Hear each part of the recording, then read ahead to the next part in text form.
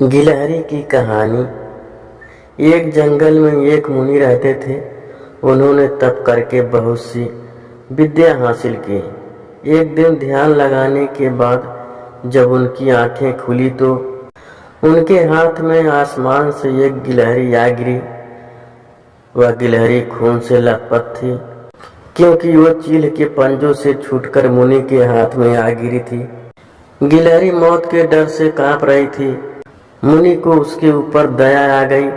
उन्होंने सोचा, क्यों न इसे अपनी विद्या से अपनी बेटी बना लूं। मेरी पत्नी कब से संतान की प्राप्ति की चाह रख रही है, लेकिन उसके भाग्य में संतान है ही नहीं।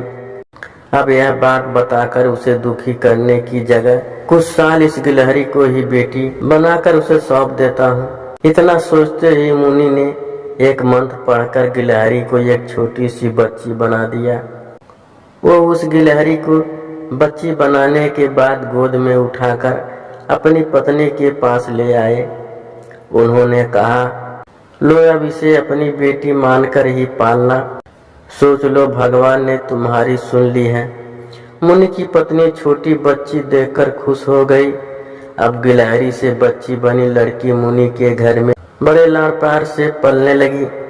मुनि की पत्नी ने कुछ दिनों के बाद बच्ची का नाम देवांता रखा।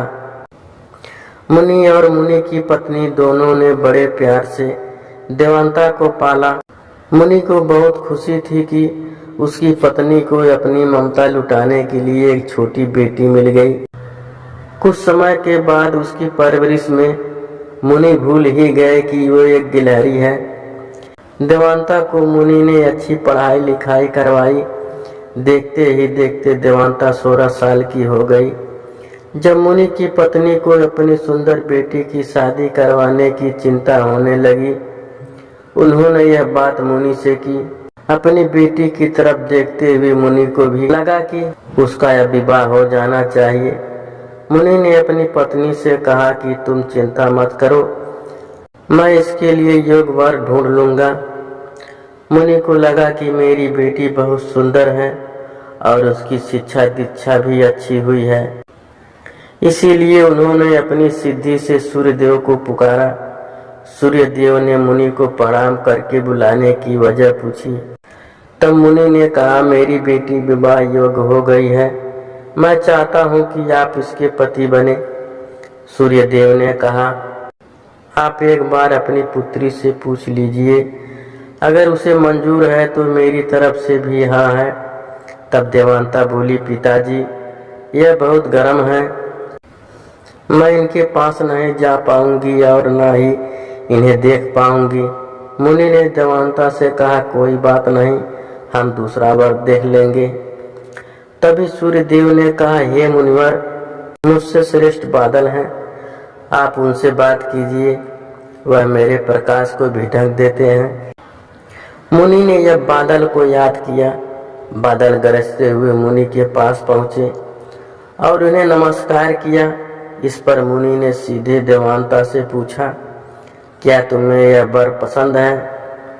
देवांता ने जवाब दिया, पिताजी मेरा रंग गोरा है और इनका काला, हमारी जोड़ी अच्छी नहीं लगेगी।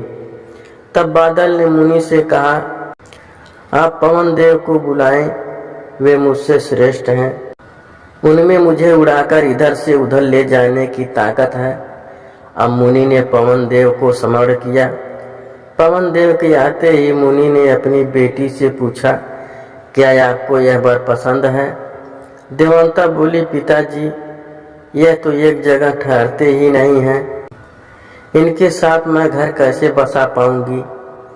इस पर मुनि ने पवन देव से पूछा, मुझे अपनी पुत्री के लिए वर की तलाश है, आप बताएं कि आपसे श्रेष्ठ कौन है? पवन देव ने जवाब दिया, मुनिवर आप पर्वत को बुला सकते हैं, वह मेरा रास्ता रोक देते हैं, वह मुझसे श्रेष्ठ हैं।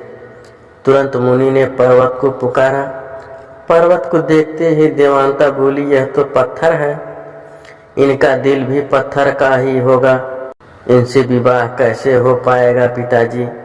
मुनि ने हाथ जोड़कर पर्वत देव से पूछा, आपसे श्रेष्ठ कौन है? पर्वतराज ने जवाब दिया, हे मुनि, चूहा मुझ में छेद कर देता है, इस आधार से मुझसे वह श्रेष्ठ है। इतना कहते ही पर्वत देव के कान से चूहा नीचे कूदा। देवांता ने जैसे ही चूहे को देखा वह खुशी के मारे उछल पड़ी। उसने कहा, पिताजी यही मेरा वर बनना चाहिए, मुझे यह पसंद है। उनकी पूंछ कान सब कुछ कितनी प्यारी है। मुनि ने सोचा, ओहो मैंने ये गिलहरी को मंत्र विद्या से इंसान तो बना दिया, लेकिन इसका दिल अभी भी गिलहरी वाला है। मुनि ने तुरंत देवांता को गिलहरी बनाया और उसका विवाह चूहे से करवा दिया। विवाह के बाद दोनों खुशी खुशी रहने लगे। इंसान चाहे बाहर से कितना भी बदल जाए, लेकिन उसका दिल वैसा ही रहता है।